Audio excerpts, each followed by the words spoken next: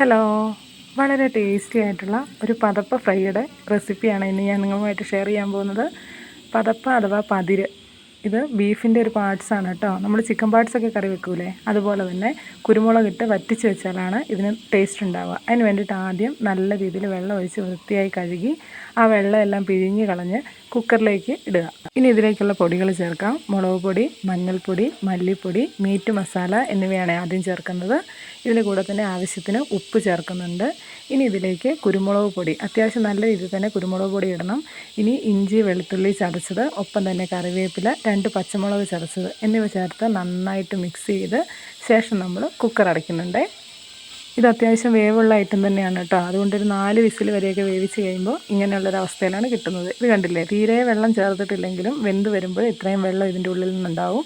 ഈ വെള്ളം നമ്മൾ ഊറ്റിക്കളയരുത് കേട്ടോ. ഇതൊരു ഉരുളിയിലേക്ക് ഒഴിച്ച് തീ നന്നായി കത്തിച്ച് ആ വെള്ളം അവിടെ ഇരുന്ന് തന്നെ വറ്റി ഈ പതപ്പയായിട്ട് ചേർന്ന് വരണം. അതാണ് അതിൻ്റെ ടേസ്റ്റ്. ഈ സമയത്ത് നമുക്ക് 2 സവോള ചെറുതായി അരിഞ്ഞതും 2 പച്ചമുളകും കൂടി ഇതിൻ്റെ കൂടെ ഇട്ട് കൊടുക്കാം.